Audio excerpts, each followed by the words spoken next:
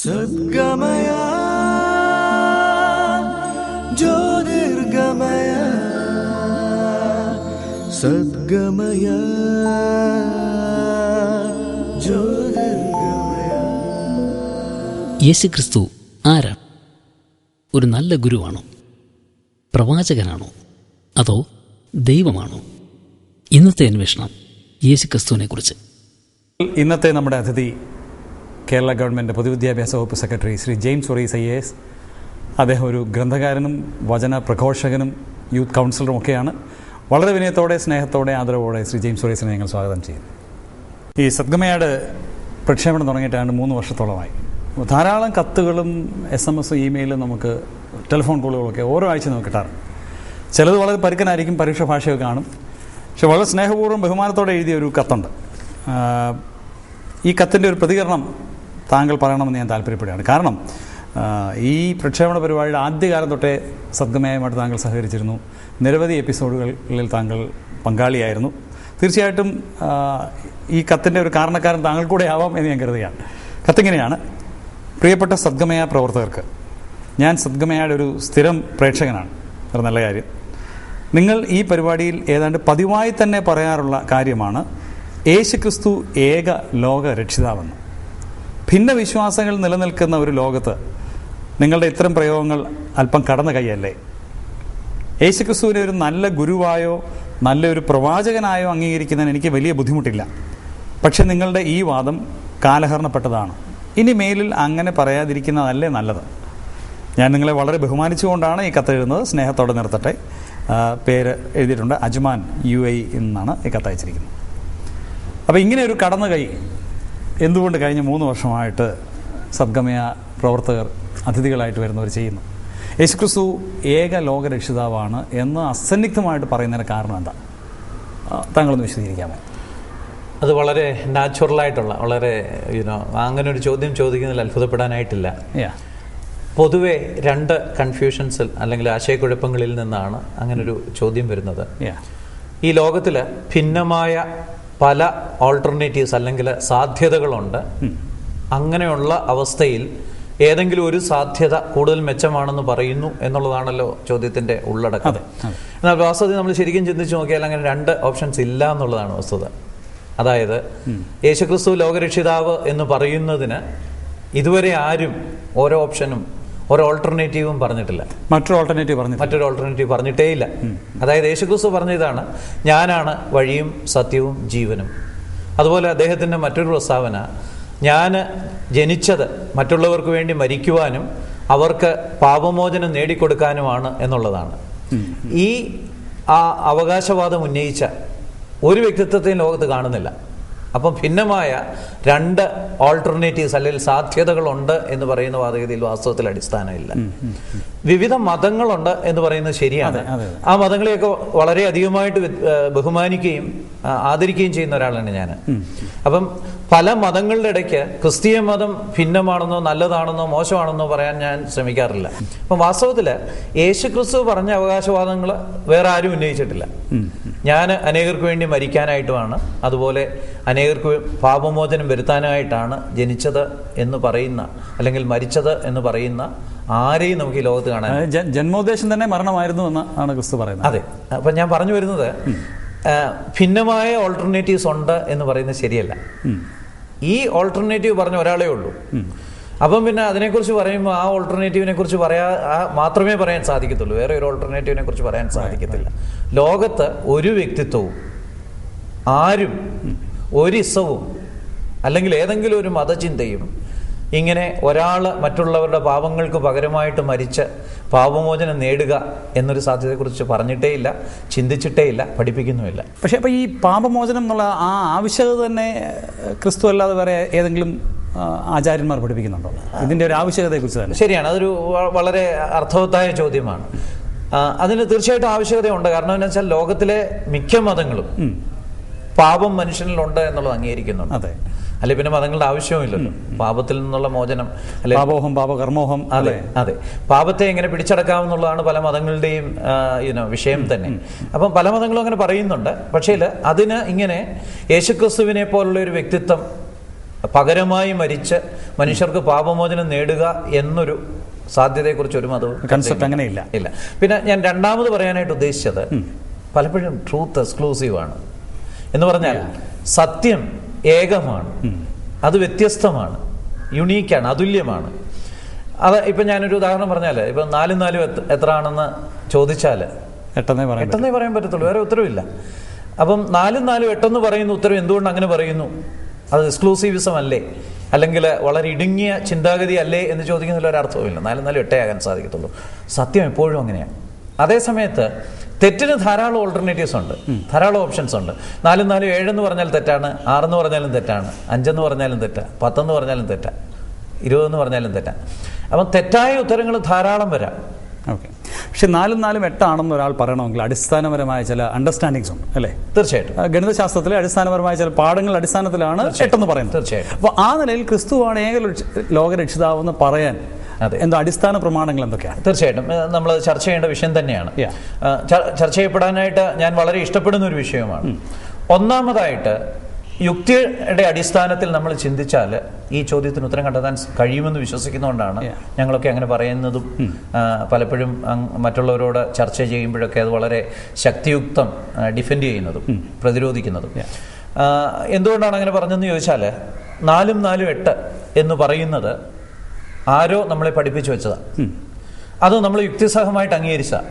ഇപ്പം 4 വസ്തുക്കളും വേറെ 4 വസ്തുക്കളും 2 സ്ഥലത്ത് വെച്ചിട്ട് അതിനെ മിക്സ് ചെയ്തിട്ട് കൂട്ടിക്കലർത്തിയിട്ട് എത്ര ഉണ്ട് എന്ന് 1 2 എന്ന് എണ്ണി നോക്കിയാൽ അത് 8 ആണെന്ന് കണ്ടുപിടിക്കാൻ കഴിയും എന്നാരോ നമ്മളെ പറഞ്ഞു പഠിപ്പിച്ചു. അങ്ങനെ 4 4 8 ആണ് എന്നുള്ള ഒരു ഇതിലേക്ക്, അതായത് അതൊരു ട്രൂത്ത് ക്ലെയിമാണ്. ആ ട്രൂത്ത് ക്ലെയിം വെരിഫയബിളുമാണ്. ഓക്കെ. യേശുക്രിസ്തുവിൻ്റെ കാര്യത്തിൽ ഇങ്ങനൊരു ട്രൂത്ത് ക്ലെയിം യേശുക്രിസ്തു മാത്രമേ നടത്തിയിട്ടുള്ളൂ. ഞാൻ മറ്റുള്ളവരുടെ പാവങ്ങൾക്ക് വേണ്ടി മരിക്കാനാണ് വന്നത്. ഒന്നാമത്തെ കാര്യം അതാണ്. വഴിയാണ്, സത്യമാണ്, ജീവനാണ്, സത്യമാണ്, ജീവനാണ് എന്ന് പറഞ്ഞത് യേശുക്രിസ്തു മാത്രമാണ്.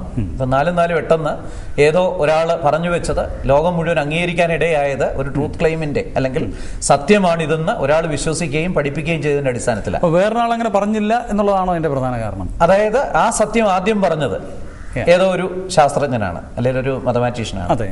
അതുപോലെ ഞാൻ വഴിയും സത്യവുമാണ് ജീവനുമാണ് എന്ന് പറഞ്ഞ ആദ്യത്തെ വ്യക്തിയും ഏക വ്യക്തിയും യേശുക്രിസ്തുവാണ്. അപ്പം നമ്മൾ വേറൊരു ട്രൂത്ത് ക്ലെയിമിനെ കുറിച്ച് പരിശോധിക്കാനായിട്ടും പരിഗണിക്കാനായിട്ടും വേറെ ഇല്ല. രണ്ടാമതായിട്ട് യുക്തിസഹമായിട്ട് അത് സ്വീകാര്യവുമാണ് യേശുക്രിസ്തു പറഞ്ഞത്. യേശുക്രിസ്തു പറഞ്ഞ ഇത്രയേ ഉള്ളൂ, ലോകത്തെ മനുഷ്യരെല്ലാവരും പാപികളാണ്. 2, അവർക്ക് പാപമോചനത്തിന് ഒരു മാർഗം ആവശ്യമുണ്ട്. പാപം എന്ന് താങ്കൾ പറഞ്ഞതിനൊരു നിർവചനം നൽകാമോ? അതെ. പാപം എന്ന് പറഞ്ഞാൽ വേദപുസ്തക ഭാഷയിൽ പറഞ്ഞാൽ സകല അധർമ്മങ്ങളും പാപമാണ്, ധർമ്മമല്ലാത്തതെന്തും എന്ന് പറഞ്ഞാൽ നമ്മൾ ഏതെങ്കിലും ഒരു പ്രവൃത്തി കാണുമ്പോൾ ഇത് നല്ലതല്ലല്ലോ എന്ന് ചിന്തിക്കാൻ സാധ്യതയുള്ള എന്തും, വിലയിരുത്താൻ സാധ്യതയുള്ള എന്തും, അല്ലെങ്കിൽ പൊതുവെ നല്ലതല്ലാതെ ലോകം കണക്കാക്കിയിട്ടുള്ള എന്തും പാപമായിട്ട് കണക്കാക്കാം. അപ്പം അങ്ങനെ പൊതുവെ യൂണിവേഴ്സലായിട്ട് അല്ലെങ്കിൽ സാർവലൗകികമായിട്ട് അംഗീകരിച്ച അനേക പാപങ്ങൾ ലോകത്തുണ്ട്. ഒരാളെ അകാരണമായിട്ട് കുത്തിക്കൊല്ലുന്നു, അത് പാപമാണെന്നുള്ളതിന് തർക്കമോ വാദഗതികളോ ഒന്നും ആവശ്യമില്ല. അത് ലോകം മുഴുവൻ അംഗീകരിച്ചിട്ടുള്ള, അല്ലെങ്കിൽ അതുപോലെയുള്ള ധാർമ്മികമായ അനേക കാര്യങ്ങളുണ്ട് പാപങ്ങളാണെന്ന് മനുഷ്യൻ അംഗീകരിച്ചിട്ടുള്ളത്, അധാർമികമായിട്ടുള്ള. അപ്പം അങ്ങനെയാണെങ്കിൽ പാപത്തെക്കുറിച്ച് ലോകത്തിനൊരു ധാരണയുണ്ട്. നന്മ പ്രവർത്തിക്കുന്ന ധാരാളം വ്യക്തികളില്ലേ? ഉണ്ട്, തീർച്ചയായിട്ടും. താങ്കളിപ്പോൾ കൊലപാതകത്തിന്റെ കാര്യം പറഞ്ഞു. തീർച്ചയായിട്ടും. അപ്പോൾ അതൊക്കെ വളരെ അപൂർവമായിട്ടുള്ള സംഭവങ്ങളായിട്ടാണ് തീർച്ചയായിട്ടും. പക്ഷെങ്കിൽ മനുഷ്യന്റെ ഹൃദയത്തിൽ ഒരു സമയത്ത് അല്ലെങ്കിൽ മറ്റൊരു സമയത്ത് താൻ ചെയ്യുന്നത് ശരിയല്ല എന്നുള്ള ആ ഒരു ചിന്ത സത്യസന്ധനായ ഏത് മനുഷ്യൻ്റെയും ജീവിതത്തിൽ ഉണ്ടായി എന്ന് അവൻ തന്നെ പറയാനായിട്ടുള്ള സാധ്യതയുണ്ട്. ഇല്ലാതിരിക്കാൻ ഒരു സാധ്യതയില്ല. കാരണം തങ്ങളുടെ തന്നെ ജീവിതത്തെ പരിഗണിക്കുന്ന ഏത് സത്യസന്ധനായ മനുഷ്യനും തങ്ങളുടെ തന്നെ ജീവിതത്തിൽ ധർമ്മമില്ലാത്ത കാര്യങ്ങൾ സംഭവിച്ചു പോയതിനെക്കുറിച്ച് തീർച്ചയായിട്ടും ഓർമ്മയുണ്ടായിരിക്കും എന്നുള്ളതാണ് സത്യം. എന്നിൽ പാപമില്ല എന്ന് പറയുന്ന അങ്ങനെ ആരെയും ഞാൻ കണ്ടിട്ടില്ല. പാപത്തിന്റെ ഡെഫിനിഷൻ സംബന്ധിച്ച് അല്ലെങ്കിൽ വിശദീകരണം സംബന്ധിച്ച് ആളുകൾ തമ്മിൽ അഭിപ്രായ വ്യത്യാസം ഉണ്ടെങ്കിലും ഞാൻ സമ്പൂർണ്ണമായിട്ടും പാപം ചെയ്തിട്ടില്ലാത്ത അല്ലെങ്കിൽ ഞാൻ പൂർണ്ണനായ ഒരു മനുഷ്യനാണെന്ന് പറയുന്ന ആരെയും കണ്ടിട്ടില്ല. അപ്പം യുക്തിസഹമായിട്ട് നോക്കിയാൽ മനുഷ്യന് പാപമുണ്ട് എന്ന് യേശുക്രിസ്തു പഠിപ്പിച്ചത്, നിങ്ങൾ പാപികളാണ് എന്ന് യേശുക്രിസ്തു പഠിപ്പിച്ച് നമുക്ക് അംഗീകരിക്കാൻ സാധിക്കും. അപ്പം മനുഷ്യൻ പാപിയാണ് എന്ന് യേശുക്രിസ്തു പറഞ്ഞു. മാത്രമല്ല പാപത്തിനൊരു പരിഹാര മാർഗം ആവശ്യമുണ്ട് എന്ന് യേശുക്രിസ്തു പറഞ്ഞു. കാരണം എന്താണെന്ന് വെച്ചാൽ നല്ലവനായ ദൈവം, സ്നേഹവാനായ ദൈവം തൻ്റെ സൃഷ്ടിജാലത്തെ പാപത്തിൽ അകപ്പെട്ട് നശിക്കുവാനായിട്ട് അനുവദിക്കും എന്ന് ചിന്തിക്കാനായിട്ട് സാധിക്കത്തില്ലല്ലോ. അപ്പം അതുകൊണ്ട് മനുഷ്യന്റെ പാപത്തിന് ഒരു പരിഹാരമാർഗം ഉണ്ടായേ തീരൂ എന്ന് യേശുദേവൻ പഠിപ്പിച്ചു. അപ്പം യേശുക്രിസ്തു ഇതാണ് പഠിപ്പിച്ചത്, മനുഷ്യന് പാപമോചനം ആവശ്യമുണ്ട്. സ്നേഹധനായ ദൈവത്തിന് മനുഷ്യനെ രക്ഷിക്കാതെ കഴിയുകയില്ല. അപ്പം അതുകൊണ്ട് തന്നെ ദൈവം പാപമോചനത്തിനായിട്ട് ഒരു മാർഗം ഒരുക്കിയിട്ടുണ്ട്. അതാണ് യേശുദേവൻ പഠിപ്പിച്ചത്. ആ മാർഗം പണ്ട് അത് വളരെ അവ്യക്തമായിട്ട് യാഗങ്ങളിലൂടെ ദൈവം വെളിപ്പെടുത്തിയിരുന്നു. ഏതെങ്കിലും ഒരാൾ പാപം ചെയ്താൽ ഒരു യാഗം അർപ്പിക്കുക, മൃഗബലി എന്ന് പറയുന്നത്. മൃഗബലിയെക്കുറിച്ചുള്ള വളരെ രസകരമായ കാര്യം എന്താണെന്ന് ചോദിച്ചാൽ, മിക്ക മതങ്ങളിലും മൃഗബലിയുണ്ട്. ഒരു ഉദാഹരണം ഞാൻ പറഞ്ഞാൽ, അബ്രാഹാം അല്ലെങ്കിൽ ഇബ്രാഹിം എന്നറിയപ്പെടുന്ന പ്രവാചകന് തൻ്റെ മകനെ യാഗം കഴിച്ച ഒരു സംഭവം ഒന്നിലധികം മതങ്ങളിൽ അത് കാണുന്നുണ്ട്. അപ്പം ഒരു യാഗം ആവശ്യമാണ്. അതാണ് പാപമോചനത്തിനുള്ള മാർഗമെന്ന് യേശുക്രിസ്തു പഠിപ്പിച്ചു. പക്ഷെ നമ്മൾ ചരിത്രത്തിൽ നോക്കിയാൽ അനേക ആയിരം യാഗങ്ങൾ പരാജയപ്പെട്ട കാണുന്നുണ്ട്. കാരണം ആ യാഗങ്ങളൊക്കെ തന്നെ താൽക്കാലികമായിരുന്നു. ഒരു പാപം ചെയ്തൊരു യാഗം കഴിച്ചു, വീണ്ടും പാപം ചെയ്യുന്നു, വീണ്ടും യാഗം കഴിക്കുന്നു. അങ്ങനെ ജീവിതം മുഴുവൻ യാഗാർപ്പണം കൊണ്ട് നടക്കാൻ ഒരു മനുഷ്യൻ ഓരോ തവണയും പാപം ചെയ്യുമ്പോൾ ഓരോ യാഗങ്ങൾ കഴിക്കണം. ഇപ്പോൾ 1,00,000 പാപം ചെയ്യുന്ന ആൾ 1,00,000 മൃഗങ്ങളെ യാഗം അർപ്പിക്കണം. പല പാപങ്ങളും നമ്മൾ ചെയ്ത് അറിയുന്ന ചിലപ്പോൾ 100 വർഷം കഴിഞ്ഞായിരിക്കും, അല്ലെങ്കിൽ 50 വർഷം കഴിഞ്ഞായിരിക്കും, അല്ലെങ്കിൽ 20 വർഷം കഴിഞ്ഞായിരിക്കും. പല പാപങ്ങളും നമ്മുടെ പ്രത്യേകതകൾ കൊണ്ട് നമ്മൾ പാപമല്ല എന്ന് കരുതി തള്ളിക്കളയാനുള്ള സാധ്യതയുണ്ട്. ചില പാപങ്ങൾ നമ്മുടെ ജീവിതകാലത്ത് നമ്മൾ തിരിച്ചറിഞ്ഞില്ല എന്നും വന്നേക്കാം. അങ്ങനെയാണെങ്കിൽ ഇങ്ങനെ അറിയാത്ത പാപങ്ങൾ ഉള്ളത് കൊണ്ടും ധാരാളം പാപങ്ങൾ ഉള്ളത് കൊണ്ടും ഒരു മനുഷ്യന് യാഗങ്ങൾ വഴി പാപമോചനം നേടുക എന്ന് പറയുന്നത് അസാധ്യമായിട്ട് വന്നു. അതുകൊണ്ടാണ് ദൈവം ഒരു നിത്യയാഗം എന്നുള്ള അവസ്ഥയിൽ, അല്ലെങ്കിൽ ആ ഒരു കൺസെപ്റ്റിൽ, ആ ഒരു ആശയത്തിൽ യേശുക്രിസ്തുവിനെ യാഗം അർപ്പിച്ചത്. ഇപ്പോൾ യേശുക്രിസ്തുവിൻ്റെ യാഗത്തിൻ്റെ പ്രത്യേകത എന്താണെന്ന് ചോദിച്ചാൽ, യേശുക്രിസ്തു ദൈവമായിരുന്നുകൊണ്ട് താനൊരു യാഗമാവുകയും ചെയ്തു. ആ യാഗമൃഗം യാഗം അർപ്പിക്കപ്പെട്ട ശേഷം ജീവിക്കുകയും ചെയ്തു. ഒരു ജീവൻ പ്രാപിച്ച യാഗമായിട്ട് മാറി. ജീവൻ പ്രാപിച്ച, അപ്പം മരിച്ചവനുമാണ് ജീവിക്കുന്നവനുമാണ്. അങ്ങനെ ഒരു യാഗത്തെക്കുറിച്ച് നമുക്ക് വേറൊരു യാഗത്തെക്കുറിച്ച് ചിന്തിക്കാനേ സാധിക്കത്തില്ല. മൃഗയാഗങ്ങൾക്കൊന്നും കഴിയത്തില്ല. ഒരു മതത്തിലെ ഒരു മൃഗയാഗവും നിത്യതയോളം, അല്ലെങ്കിൽ എല്ലാ കാലത്തും, കാലമില്ലാത്ത കാലത്തോളം ജീവിച്ചിരുന്നതായിട്ട് എങ്ങും ആരും അവകാശപ്പെട്ടിട്ടില്ല. ഇപ്പം യേശുക്രിസ്തു ദൈവമായിരുന്നത് കൊണ്ട്, ദൈവം മനുഷ്യനായി അവതരിച്ച ഒരു യാഗമായി തീർന്നത് കൊണ്ട് യേശുക്രിസ്തുവിൻ്റെ യാഗം ഒരു നിത്യയാഗമായി തീർന്നു. അങ്ങനെ അനേകർക്ക് വേണ്ടിയുള്ള ഒരു സ്ഥിരയാഗമായി, അല്ലെങ്കിൽ ഒരു നിത്യയാഗമായി അർപ്പിക്കപ്പെടുക എന്നുള്ളതായിരുന്നു യേശുക്രിസ്തുവിൻ്റെ ആഗമന ഉദ്ദേശം. അപ്പോൾ യേശുക്രിസ്തുവിൻ്റെ ആ വാദം വാസ്തവത്തിൽ യുക്തിസഹമായിട്ട് നമുക്ക് പരിശോധിച്ച് വിശകലനം ചെയ്ത് അംഗീകരിക്കാവുന്ന ക്ലെയിമാണ്. ഓക്കെ, ഈ കത്തെഴുതിയ എൻ്റെ സ്നേഹിതൻ പറയുന്നൊരു വാചകം, ക്രിസ്തുവിനെ ഒരു നല്ല ഗുരുവായോ നല്ലൊരു പ്രവാചകനായോ അംഗീകരിക്കുന്നതിന് വലിയ ബുദ്ധിമുട്ടില്ല എന്നാണ്. പക്ഷേ ഏക ലോക രക്ഷിതാവെന്ന് പറയുന്നതാണ് ബുദ്ധിമുട്ട്. താങ്കൾ പറഞ്ഞ പോലെ അദ്ദേഹം യാഗം അർപ്പിച്ചു, അനേക നന്മയിലേക്ക് ആളുകളെ നയിക്കണോ താല്പര്യത്തോടെ വന്നു, ഒക്കെ ശരിയാണ്. ഒരു നല്ല ഗുരു അല്ലെങ്കിൽ ഒരു നല്ല പ്രവാചകൻ, എത്രയോ പ്രവാചകന്മാരുണ്ട്. പക്ഷേ ക്രിസ്തു മാത്രം ഏകരക്ഷിതാവെന്ന് പറയാൻ ഒരല്പശ്വാസം മുട്ടൽ എവിടെ വരുന്നു? ആ കത്തെഴുതിയ ആൾ പറഞ്ഞിരിക്കുന്നതിനോട് പകുതി ഞാനും യോജിക്കുന്നു. യേശുക്രിസ്തു ഒരു നല്ല പ്രവാചകനായിരുന്നു, ഒരു നല്ല ഗുരുവായിരുന്നു, ഇതിനൊരു സംശയവുമില്ല. എന്നാൽ യേശുക്രിസ്തു തന്നെ പറഞ്ഞു, ഞാൻ വന്നത് അനേകർക്ക് വേണ്ടി മരിക്കാനും അനേകർക്ക് പാപമോചനം വരുത്താനുമാണ് എന്ന് പറഞ്ഞു. അപ്പം യേശുക്രിസ്തുവിൻ്റെ ആ അവകാശവാദം തള്ളിക്കളഞ്ഞാൽ യേശുക്രിസ്തുവിനെ പിന്നെ നല്ല ഗുരു എന്ന് പോലും വിളിക്കാൻ പറ്റത്തില്ല. നല്ല ഗുരു കള്ളം പറയുമെന്ന് വിചാരിക്കാനായിട്ട് സാധിക്കത്തില്ലല്ലോ. അപ്പോൾ ഒന്നുകിൽ യേശുക്രിസ്തുവിൻ്റെ വാദഗതികൾ എല്ലാം തന്നെ ഈ എഴുത്തുകാരൻ പറഞ്ഞ നമുക്ക് കുറഞ്ഞത് 2 വാദഗതികൾ സ്വീകരിക്കാം. യേശുക്രിസ്തു ഗുരുവാണ്, യേശുക്രിസ്തു പ്രവാചകനാണ്. ഈ 2 വാദഗതികളും സ്വീകരിക്കുകയാണെങ്കിൽ മൂന്നാമത്തെ അംഗീകരിക്കേണ്ടി വരും. യേശുക്രിസ്തു നല്ല പ്രവാചകനായിരിക്കുകയും നല്ല ഗുരുവായിരിക്കുകയും ചെയ്തിട്ട് യേശുക്രിസ്തു അവകാശപ്പെട്ട മൂന്നാമത്തെ കാര്യം തെറ്റാണെന്ന് വരാൻ പറ്റത്തില്ല. അപ്പം വാസ്തവത്തിൽ ഈ എഴുത്തെഴുതിയ ആൾ തന്നെ യേശുക്രിസ്തുവിനെ നല്ല ഗുരുവെന്നും പ്രവാചകനും എന്ന് സ്വീകരിച്ച സ്ഥിതിക്ക് യേശുക്രിസ്തുവിൻ്റെ അവകാശവാദങ്ങൾ 3 സ്വീകരിക്കാൻ ബാധ്യസ്ഥനാണ്. കാരണം ഒരു പ്രവാചകൻ പറയുന്നത് തെറ്റാൻ പറ്റത്തില്ലല്ലോ.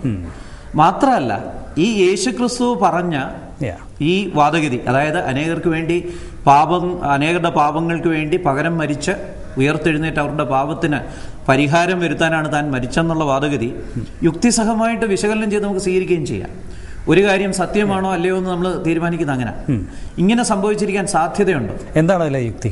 അതായത് ഇപ്പം ഞാൻ പറയാം, ഞാൻ ഇപ്പം കേരളത്തിലെ വേറൊരു സ്ഥലത്തേക്ക് പോയിട്ട് വരികയാണെന്ന് വിചാരിക്കാം. അപ്പോൾ എങ്ങനെയാണ് പോയെന്ന് ചോദിക്കുമ്പോൾ ഞാൻ അങ്ങ് കൈകൊണ്ട് പറന്നുപോയി എന്ന് പറഞ്ഞാൽ ആരും വിശ്വസിക്കത്തില്ലല്ലോ. കാരണം അത് സാധ്യമായിട്ടുള്ള കാര്യമല്ല.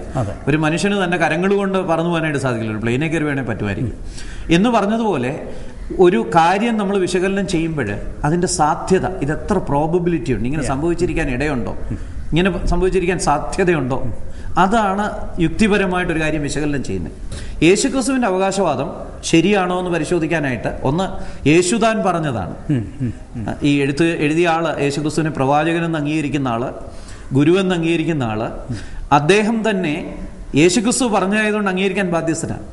അതുപോലെ സകലരും യേശുക്രിസ്തുവിനെ ഗുരുവാണ്, പ്രവാചകനാണ് എന്ന് അംഗീകരിക്കുന്ന ഏവരും ഇത് അംഗീകരിക്കാൻ, യേശുവിൻ്റെ വാക്കുകൾ അംഗീകരിക്കാൻ ബാധ്യസ്ഥരാണ്. രണ്ടാമത്, ഈ പറഞ്ഞിരിക്കുന്നത് ബൈബിളിലാണ് പറഞ്ഞിരിക്കുന്നത്. ഈ ബൈബിള് ദൈവവചനമാണെന്ന് അംഗീകരിക്കുന്ന അനേക മതങ്ങൾ തന്നെയുണ്ട്. അതായത് ദൈവം നേരത്തെ വചനം അരുളി ചെയ്തിട്ടുണ്ടെന്നും അതാണ് വേദപുസ്തകത്തിലുണ്ടെന്നും വിശ്വസിക്കുന്ന മറ്റു പല കൂട്ടരുമുണ്ട്. അപ്പോൾ അവർക്കാർക്കും തന്നെ ഇത് നിരാകരിക്കാൻ സാധിക്കത്തില്ല. അപ്പം ചിലർ പറയും ഇതിനകത്ത് പിന്നീട് തെറ്റ് കടന്നു വന്നോ എന്നൊക്കെ പറയുന്നത്. അങ്ങനെ ഒരു വാദമുണ്ടല്ലോ, പിന്നീട് തർജ്ജമ ചെയ്തപ്പോഴും പെശക് വന്നതായിരിക്കാം, പകർത്തി എഴുതിയപ്പോഴും.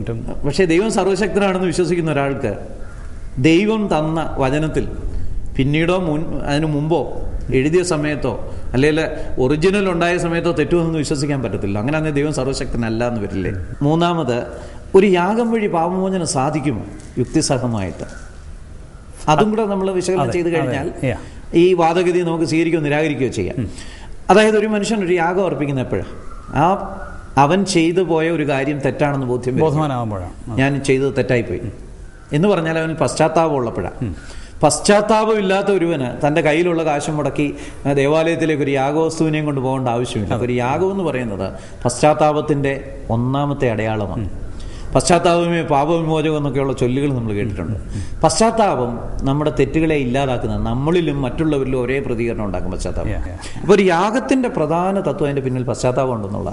പശ്ചാത്താപം ഇല്ലാത്ത ഒരാൾ യാഗം അർപ്പിക്കാനായിട്ട് പോവില്ല. അപ്പോൾ ഒരു മനുഷ്യൻ യാഗം അർപ്പിക്കുമ്പോൾ അതിനകത്ത് പശ്ചാത്താപം അടങ്ങിയിരിക്കുന്നുണ്ട്. പശ്ചാത്താപം അത് തന്നിൽ തന്നെയുള്ള പാപത്തിൻ്റെ ആ ഭാരം ഇല്ലാതാക്കാനും, അതുപോലെ തന്നെ ആ കാര്യത്തെക്കുറിച്ച് ബോധമുള്ളവർക്കെല്ലാം ഈ ആള് പാപത്തെക്കുറിച്ച് പശ്ചാത്തപിച്ചു എന്ന് പറഞ്ഞ ആളിനോട് ക്ഷമിക്കാനും ഇടയാക്കുന്ന ഒരു കാര്യം പശ്ചാത്താപം. അങ്ങനെയാണെങ്കിൽ ഒരു മനുഷ്യൻ ദൈവസന്നിധിയിൽ, അയ്യോ ഞാനൊരു പാപിയാണ്, ഞാനത് സമ്മതിക്കുന്നു, അതുകൊണ്ട് ഞാനതിനെക്കുറിച്ച് പശ്ചാത്തപിക്കുന്നു, അതുകൊണ്ട് ഞാനിതാ ഒരു യാഗവുമായിട്ട് വരുന്നു എന്ന് പറഞ്ഞാൽ ദൈവം ക്ഷമിക്കാതിരിക്കുമോ? നമ്മുടെ ഈ സൽഗുണങ്ങളൊക്കെ ദൈവത്തിൽ നിന്ന് വന്നതല്ലേ. അപ്പം നമ്മൾ ഒരു പാപത്തെക്കുറിച്ച് പശ്ചാത്തപിക്കുക, ഒരു യാഗവുമായിട്ട് ദൈവസന്നിധിയിൽ ചെല്ലുകയും ചെയ്താൽ തീർച്ചയായിട്ടും ദൈവം ക്ഷമിക്കും. കാരണം നമ്മുടെ സൽഗുണങ്ങളെല്ലാം ദൈവത്തിൽ നിന്നാണ് വന്നേക്കുന്നത്. അങ്ങനെയാണ് ഈ സൽഗുണം ദൈവത്തിൽ നിന്ന് വന്നിരിക്കാനേ സാധ്യതയുള്ളൂ. അങ്ങനെയാണെങ്കിൽ യാഗം പാപമോചനത്തിനായിട്ടുള്ള ഏറ്റവും പറ്റിയ മാർഗം തന്നെയാണ്. പക്ഷേ ഈ യാഗങ്ങൾക്കുണ്ടായിരുന്ന പ്രശ്നം അത് താൽക്കാലികമായിരുന്നു എന്നുള്ളതാണ്. ഒരു യാഗത്തിന് ഒരു പാപത്തിന് ഒരു യാഗം, അതിങ്ങനെ ആവർത്തിക്കപ്പെടണമായിരുന്നു. ചില പാപങ്ങൾ നമുക്ക് മറഞ്ഞിരിക്കും, അപ്പോൾ അതിന് യാഗം അർപ്പിക്കാൻ കഴിയുമായിരുന്നില്ല. അതുകൊണ്ട് ഒരു മനുഷ്യൻ പൂർണ്ണമായ ഒരു ശിക്ഷാവിധി, ഒരു ക്ഷമ കിട്ടുന്നില്ല, ഒരു നിത്യമായ ക്ഷമ കിട്ടുമായിരുന്നില്ല. അതുകൊണ്ട് ഒരു മനുഷ്യന് വേണ്ടി സ്ഥിരമായ ഒരു യാഗമായിട്ട് ഒരു യാഗവസ്തു യാഗം അർപ്പിക്കപ്പെടുകയും വേണം, അത് സ്ഥിരമായിരിക്കുകയും വേണം എന്ന് പറഞ്ഞാൽ മരിക്കുകയും വേണം, എന്നേക്കും ജീവിച്ചിരിക്കുകയും വേണം. അങ്ങനെ പറ്റുന്നത് ദൈവത്തിനേ ഉള്ളൂ. എന്നേക്കും ജീവിച്ചിരിക്കാൻ വേറെ ആർക്കും സാധിക്കത്തില്ല. അങ്ങനെയാണെങ്കിൽ ദൈവം മനുഷ്യനായി അവതരിച്ച് യാഗം അർപ്പിക്കപ്പെട്ടാലേ ആ കണ്ടീഷൻ സാധിക്കത്തുള്ളൂ. യാഗമാവുകയും വേണം, എന്നേക്കുമുള്ള ഒരു യാഗമായി തീരുകയും വേണം, എന്നേക്കും ജീവിക്കുകയും വേണം. അവിടെയാണ് യേശുക്രിസ്തുവിൻ്റെ വാദത്തിൻ്റെ ആ ലോജിക്കൽ കൺസിസ്റ്റൻസി അല്ലെങ്കിൽ യുക്തിഭദ്രത എന്ന് പറയുന്നത്. 21-ാം നൂറ്റാണ്ടിൽ ജീവിക്കുന്ന ഏത് മനുഷ്യനും യുക്തിസഹമായിട്ട് പരിശോധിച്ച് അംഗീകരിക്കാവുന്ന ഒരു യാഗമാണ് യേശുക്രിസ്തുവിൻ്റെ യാഗം. അത് തീർച്ചയായിട്ടും അവന് പാപമോചനം നൽകുകയും ചെയ്യും. ലോകത്തിലുള്ള എല്ലാ മനുഷ്യരും പാപികളാണെന്ന് എന്ന് പറഞ്ഞാണ് താങ്കൾ തുടങ്ങിയത്.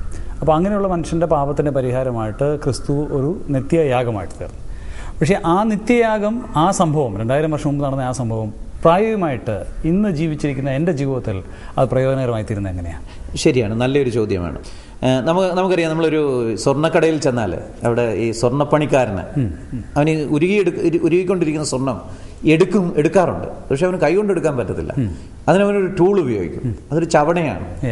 എന്ന് പറഞ്ഞതുപോലെ ഒരു കാര്യത്തെ സ്വന്തമാക്കണമെങ്കിൽ, അല്ലെങ്കിൽ എടുക്കണമെങ്കിൽ, അല്ലെങ്കിൽ കൈക്കലാക്കണമെങ്കിൽ ഒരു ടൂൾ വേണം, ഒരു ചവണ വേണം. ഇന്നത്തെ മനുഷ്യന് ഈ 2000 വർഷം മുമ്പ് നടന്ന യേശുക്രിസ്തുവിൻ്റെ യാഗം എന്ന ആ യാഗം സ്വന്തമാക്കണമെങ്കിൽ ഒരു ചവണ വേണം. അത് വിശ്വാസമാണ്. വിശ്വാസത്തിലൂടെ അത് അവൻ്റെ സ്വന്തമാക്കിയെടുക്കാനായിട്ട് സാധിക്കും. ഒരർത്ഥത്തിൽ നമ്മുടെ ജീവിതത്തിലെ സകലതും നമ്മൾ വിശ്വാസത്തിലൂടെ പ്രാപിക്കുന്നത്. മാതൃത്വവും പിതൃത്വവും പോലും ഇന്നത്തെ ലോകത്തിൽ ഇത്ര ശാസ്ത്ര വികസനം ഉണ്ടായിട്ട് 100% പ്രൂവ് ചെയ്യാൻ സാധിക്കാത്ത കാര്യമാണ്. അപ്പം മാതൃത്വവും പിതൃത്വവും പോലും, അല്ലെങ്കിൽ നമ്മുടെ മക്കളെക്കുറിച്ചുള്ള കാര്യങ്ങൾ പോലും നമ്മൾ വിശ്വാസത്തിലാണ്. ഒറിജിനലായിട്ടുള്ള പിതൃത്വവും മാതൃത്വവും മാത്രമല്ല, അതിനകത്തൊരു വിശ്വാസം കൂടെ ഉൾപ്പെട്ടിട്ടുണ്ട്. ലോകത്തിൽ എന്തും സ്വന്തമാക്കുന്നതിൽ വിശ്വാസത്തിൻ്റെ ഒരു ഘടകമുണ്ട്. ഈ കാര്യത്തിൽ എന്ത് വിശ്വാസമാണ് താങ്കൾ പ്രതീക്ഷിച്ചത്? ഈ വിശ്വാസത്തിൽ യേശുക്രിസ്തു 2000 വർഷം മുമ്പേ മരിച്ചു, എനിക്ക് വേണ്ടി മരിച്ചു, യാഗമർപ്പിക്കപ്പെട്ടു, ഉയർത്തെഴുന്നേറ്റു, സ്വർഗത്തിലേക്ക് പോയി. ഈ കാര്യം എൻ്റേതായി മാറണമെങ്കിൽ, പണ്ട് ആടിനെ വില കൊടുത്ത് വാങ്ങിച്ചതുപോലെ ഈ യാഗം എൻ്റെ സ്വന്തമാകണമെങ്കിൽ എനിക്ക് ആവശ്യമായ ടൂളാണ് വിശ്വാസം. ആ വിശ്വാസത്തിലൂടെ എൻ്റേതാക്കി എടുക്കാം. ആടിന് വില കൊടുത്തതുപോലെ ഇന്ന് യേശുക്രിസ്തുവിന് വില കൊടുത്ത് മേടിക്കാനായിട്ട് സാധിക്കത്തില്ല, പക്ഷേ യേശുക്രിസ്തുവിനെ എൻ്റേതാക്കി എടുക്കാനായിട്ട് സാധിക്കും. ഞാൻ ഹൃദയത്തിൽ വിശ്വസിച്ചാണ് യേശുക്രിസ്തു മരിച്ച എനിക്ക് വേണ്ടിയാണ്. മാത്രമല്ല അത് 100% എഫക്റ്റീവ് ആകാൻ വേറൊരു കാരണം കൂടെ ഉണ്ട്. യേശുക്രിസ്തുവും തയ്യാറാണ് തന്നെ എനിക്ക് വേണ്ടി എണ്ണപ്പെടുവാനായിട്ട്. അതായത് ഇപ്പം ഞാൻ വേറൊരാൾ എൻ്റേതാണെന്ന് വിശ്വസിച്ചാൽ എൻ്റേതാകണമെന്നില്ല. കാരണം ഞാൻ പിന്നെ ഒരാൾ ഇന്ന ആളിനോട് ചോദിക്കുക ഇന്നാളിൻ്റെ ആണോ എന്ന് ചോദിച്ചാൽ അവർ നേരെ തിരിച്ചു പറഞ്ഞെന്ന് വരും. പക്ഷേ യേശുക്രിസ്തുവിനെ സംബന്ധിച്ചിടത്തോളം യേശുക്രിസ്തു ക്രൂശിൽ മരിച്ചത് തന്നെ എനിക്ക് വേണ്ടിയാണ്, ഓരോ മനുഷ്യനും വേണ്ടിയാണ്. അപ്പം ഞാൻ ദൈവസന്നിധിയിൽ അല്ലെങ്കിൽ ദൈവത്തോട് പറയാ, ദൈവമേ ഈ യേശുക്രിസ്തു മരിച്ച എനിക്ക് വേണ്ടിയാണെന്ന് വിശ്വസിക്കുമ്പോൾ യേശുക്രിസ്തു അത് 100% ഏറ്റുപറയും, ശരിയാണ്, ഞാൻ ഇവന് വേണ്ടിയാണ് മരിച്ചത് എന്ന് പറഞ്ഞാൽ യേശുക്രിസ്തുവിൻ്റെ യാഗത്തിൽ 2000 വർഷം മുമ്പ് നടന്ന ആ യാഗത്തിൽ ഏതെങ്കിലും ഒരു മനുഷ്യൻ വിശ്വസിച്ചാൽ ആ നിമിഷം തന്നെ ആ യാഗം അവൻ്റെ സ്വന്തമായിട്ട് മാറും, അല്ലെങ്കിൽ അവൻ്റെ പാപമോചനത്തിനുള്ള മുഖാന്തരമായിട്ട് മാറും. അങ്ങനെയാണ് 2000 വർഷം നടന്ന ആ യാഗത്തെ സ്വന്തമാക്കിയെടുക്കുന്നത്. ഇത് ഞാൻ അംഗീകരിച്ചില്ലെങ്കിലോ? ഏതൊരു ട്രൂത്ത് ക്ലെയിമും ഒരാൾക്ക് അംഗീകരിക്കാനും നിരാകരിക്കാനുമുള്ള സ്വാതന്ത്ര്യമുണ്ട്. കാരണം മനുഷ്യന് സ്വതന്ത്രേച്ഛ നൽകിയ ദൈവം സൃഷ്ടിച്ചിരിക്കുന്നത്. പക്ഷെങ്കിൽ ഏതൊരു ട്രൂത്ത് ക്ലെയിമും തള്ളിക്കളഞ്ഞാൽ അതിൻ്റെ കോൺസിക്വൻസും ഉണ്ട്. ഒരു ക്യാൻസർ രോഗിയോട് ഒരു നല്ല ഡോക്ടർ പറഞ്ഞു ഈ മരുന്ന് കഴിച്ചാൽ നിൻ്റെ ക്യാൻസർ രോഗം മാറും എന്ന്. പക്ഷേ ആ ട്രൂത്ത് ക്ലെയിം ആ രോഗി അനുസരിച്ചില്ലെങ്കിൽ, അനുസരിക്കാനോ അനുസരിക്കാതിരിക്കാനുള്ള സ്വാതന്ത്ര്യമുണ്ട്, അനുസരിച്ചില്ലെങ്കിൽ അവൻ ക്യാൻസർ പിടിച്ച് മരിച്ചു എന്ന് വരും. എന്ന് പറഞ്ഞ പോലെ യേശുക്രിസ്തുവിലൂടെയുള്ള പാപമോചനം എന്നുള്ള ട്രൂത്ത് ക്ലെയിം അനുസരിച്ചില്ലെങ്കിൽ ലോകത്ത് വേറെ ആരും പാപം മോചിച്ചു തരാമെന്നുള്ള ഒരു ട്രൂത്ത് ക്ലെയിം നടത്തിയിട്ടില്ല. വേറെ ഓൾട്ടർനേറ്റീവ്സ് ഇല്ല. അപ്പം യേശുക്രിസ്തു നൽകിയ വഴി സ്വീകരിക്കാതെ ഇരുന്നാൽ, അത് തിരസ്കരിച്ചാൽ അതിൻ്റെ എല്ലാ പരിണിത ഫലങ്ങളും അനുഭവിക്കേണ്ടതായിട്ട് വരും. എന്ന് പറഞ്ഞാൽ പാപമോചനം ഇല്ലാത്തവനായി മരിക്കേണ്ടി വരും. മാത്രമല്ല ഈ ലോകജീവിതം കഴിഞ്ഞ് മനുഷ്യൻ ദൈവത്തോട് കണക്ക് പറയുന്നൊരു സമയമുണ്ട്. ആ സമയത്ത് ഒരു പാപിയായി ദൈവത്തിൻ്റെ സന്നിധിയിൽ നിന്ന് സകല പാപത്തിനുള്ള ശിക്ഷ സ്വയം ഏൽക്കേണ്ടതായിട്ട് വരും. അതേ സ്നേഹിത, മനുഷ്യവർഗത്തിൻ്റെ പാപത്തിൻ്റെ പരിഹാരമായി നിത്യയാഗമായി തീർന്ന കർത്താവ് യേശുക്രിസ്തു, അവൻ മാത്രമാണ് അവകാശപ്പെട്ടത് ഞാൻ ലോകരക്ഷിതാവാണ്, ഞാൻ ലോകത്തിലെ ജനത്തിൻ്റെ പാപത്തിൻ്റെ പരിഹാരമായി മരിക്കുവാൻ വന്നു എന്ന് അവകാശപ്പെട്ടവൻ, ഞാൻ വഴി സത്യം ജീവൻ എന്ന് അവകാശപ്പെട്ടവൻ. ആ ക്രിസ്തുവിനെ സ്വന്തമാക്കുക, നേരത്തെ ഓർപ്പിച്ച പോലെ വിശ്വാസത്തിൻ്റെ കവണ, അത് മാത്രമാണ് നിൻ്റെ കയ്യിൽ ആവശ്യമായിരിക്കുന്നത്. നിൻ്റെ യാതൊരു പ്രവൃത്തികളോ മറ്റൊന്നും തന്നെയല്ല. ഇന്ന് നിനക്ക് അവനെ വിശ്വസിക്കാം, നിൻ്റെ ഹൃദയത്തിലേക്ക് അവനെ സ്വീകരിക്കാം, നിൻ്റെ രക്ഷകനായി, നിൻ്റെ കർത്താവായി, നിൻ്റെ ജീവിതത്തിൻ്റെ യജമാനായി. ആ ഒരു വിശ്വാസത്തിൻ്റെ ചവണയെടുത്ത് നീ പ്രവർത്തിക്കാൻ തുനിയുമ്പോൾ നീ ഒരു ദൈവത്തിൻ്റെ പൈതലായിത്തീരും. നിൻ്റെ ഹൃദയത്തിലേക്ക് കർത്താവ് കടന്നു വരും. യഥാർത്ഥമായ സമാധാനവും സന്തോഷവും നിനക്ക് അനുഭവിക്കാൻ കഴിയും. അല്ലെങ്കിലോ ഗൗരവത്തോടെ നാം ചിന്തിക്കേണ്ട ഒരു വിഷയമാണത്. നിത്യ ദുരന്തം, നിത്യമായ നാശം, നിത്യമായ നരകജീവിതം, അതായിരിക്കും നിൻ്റെ അവകാശം. ആ കോൺസിക്വൻസസ് ഞങ്ങൾ ഒരു മാന്യ പ്രേക്ഷകനും ഉണ്ടാകരുതേ, അനുഭവിക്കാൻ ഇടയാകരുതേ എന്നുള്ളതാണ് ഞങ്ങളുടെ പ്രാർത്ഥന. ഇന്ന് തന്നെ, ഈ നിമിഷം തന്നെ ഈ ലോകരക്ഷിതാവായ ക്രിസ്തുവിനെ നിങ്ങളുടെ ഹൃദയത്തിലേക്ക് നിങ്ങൾ സ്വീകരിക്കുക, അവൻ്റെ ഒരു പൈതലായി തീരുക. ആ ധന്യാനുഭവം നിങ്ങൾക്ക് ഓരോരുത്തർക്കും ഉണ്ടാകട്ടെ എന്നുള്ളതാണ് ഞങ്ങളുടെ പ്രാർത്ഥന. ഈ ധന്യമായ ചിന്തകൾ നമ്മളോടൊപ്പം പങ്കുവച്ച ബഹുമാനായ ശ്രീ ജെയിംസ് ഒറീസിനോടുള്ള നന്ദി വളരെ വിനയത്തോടെ അറിയിക്കുന്നു. നമസ്കാരം, നന്ദി, താങ്ക് യു.